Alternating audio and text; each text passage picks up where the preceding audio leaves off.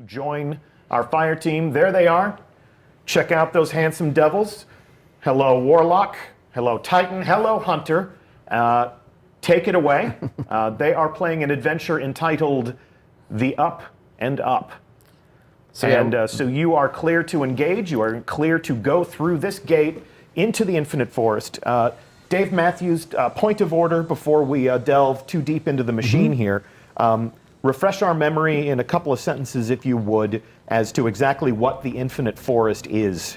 The Infinite Forest is a large Vex simulation that's constructed to explore all the infinite possibilities throughout time that ultimately brings about their success and their goals. And this also happens to be the last place that Osiris was seen going into. And Ikora is the person that puts you into motion to go and find Osiris, which ultimately will lead you into the Infinite Forest. So Osiris was lost to time, lost to all of the infinite realities that the Vex are investigating, and this is their machine inside the core of Mercury. I mean, they've hollowed it out like a pumpkin and used it as a construct.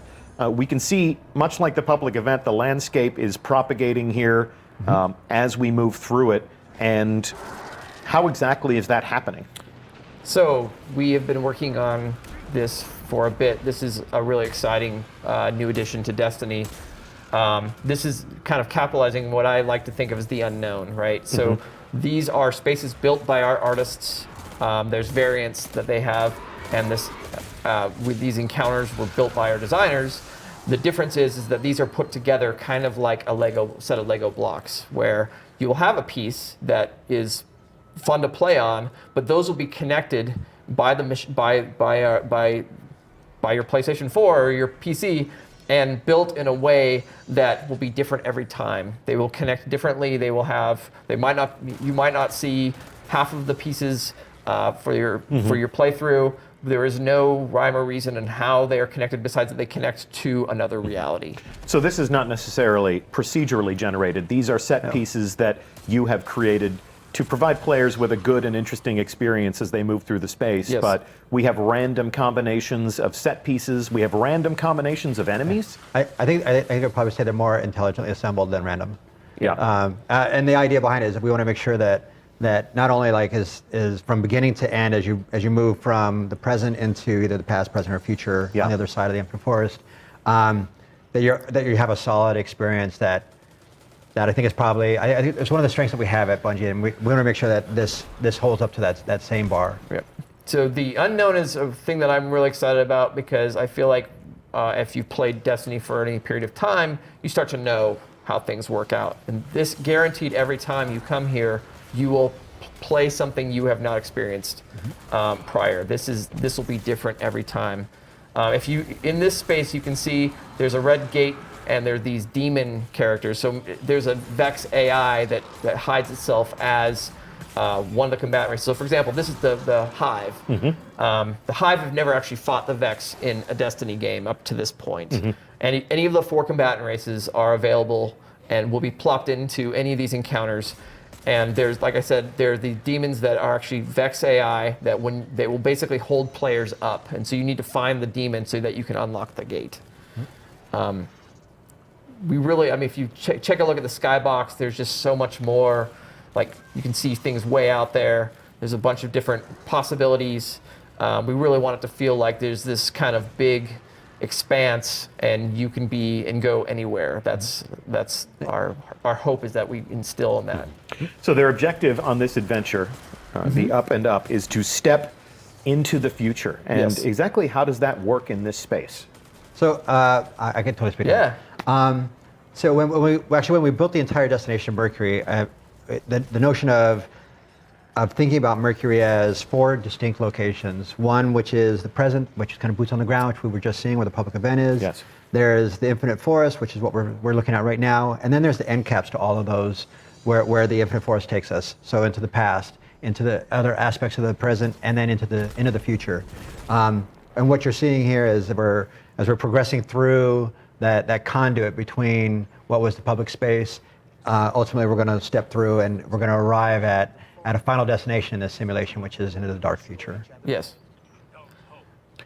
So Mercury as a destination is the sum of all of its parts. Absolutely. We have different versions of Mercury as we move through time. We have this infinite forest, which is sort of the nexus of all of those exploration experiences.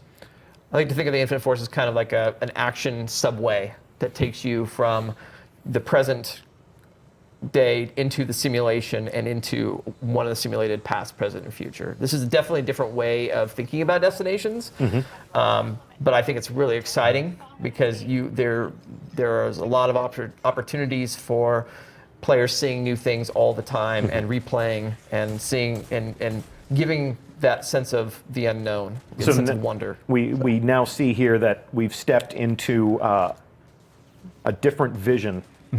Yes. This is the dark future. This is where the Vex have won. There's nothing else. There's no light. There's no dark. There's only the Vex. You can see our dead sun in the distance of the skybox there. And in the case of this simulation, the Fallen are here too, because this is a Vex simulation that the Vex are saying, hey, what would happen in the dark future when we win if the Fallen were to survive? All possible realities. Let's take a look at every single reality that is possible in this universe. Yes. And then let's take the steps we need to take in order to get to the one we like the best. Yes. Right. Correct. God, I just so want that in my life. Yes. You can have it. Curse of Osiris. You can. Thank you so much. You're welcome. Okay. Yeah. Aesthetically, we wanted to make sure that each of those locations inside of Mercury felt really, really different, unique. Yep. So this one, we want to obviously make it feel cold, a little hopeless. Nothing to light the way but a million red glaring Vex eyeballs. Yes.